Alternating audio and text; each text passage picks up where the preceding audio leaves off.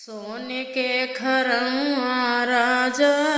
दशरथ हो तो चूटूर चूटूर चल चूटूर चूटूर चल हो राम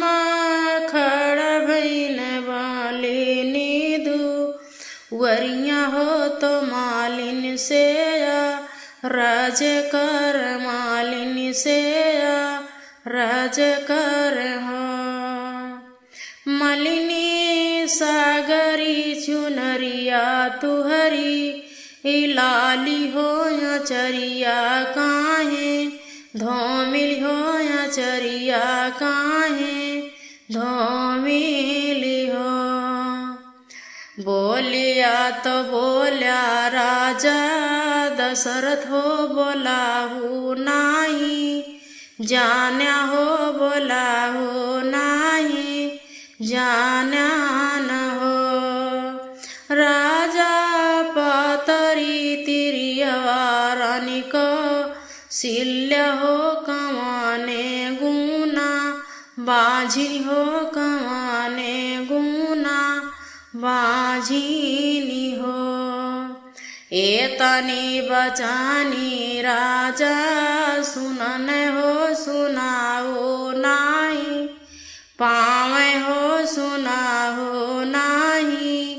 पावाई हो राजा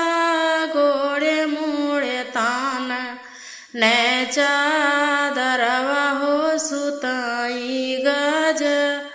ओबर हो सुताई गज ओबर हो घरम से निसर रानी को सिल्य हो तो राजा के जा गाँव हो तो राजा के जा गाँव हो राजा उठ भईन बोरा बीन सहारा हो दतुआनिक जुनिया हो दतुआनिक जुनिया न हो काऊ कहे रनिया तो है हो तो काऊ तोरे करमवा के तो काऊ तुहरे करमवा के हो रनिया छोटी है जाति कमा लिनिया हो हमाही तनवा मारई हो हमाही तनवा मारई हो एतने में आवे ने जगिया हो तो रानी से राज कर रानी से राज कर हो रनिया कावन संकट तुहरे परनी हो तो माना दल गिर भईन माना दल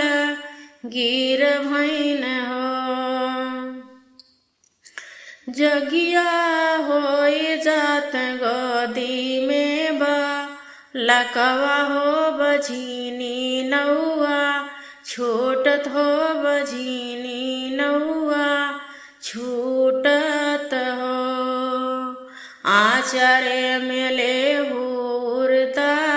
चौरा हो तयावा रोती लौआ हो तयावा रोती लौआ न हो रनिया उठी नीति सुरुजुमा नाव हो ललाना तुहरे होई है हो होरीला तुहरे होई है हो रनिया उठी नीति सुरुजुमा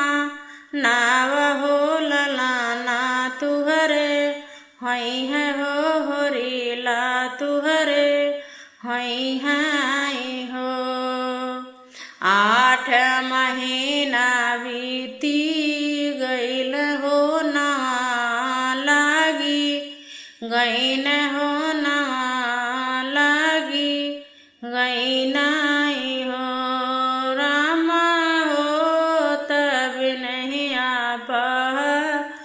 फाट हो तो लाला ना जा, नाम हो तो होरी लाजा, नाम न हो। के करा के भईन है रामा हो के करे भैया, लक्ष्मण हो के करे भैया, लक्ष्मण हो। रामा के करे के भरत वाला हो के करे घर, सोहर हो के करे घर, सोहर हो। कौशल्या जी के भाई ने जे रामा हो सुमित्रा भैया, लक्ष्मण हो सुमित्रा भैया, लक्ष्मण हो। मोरे रामा के कई के भरत वाला हो दशरथ घर, सोहर हो दशरथ घर।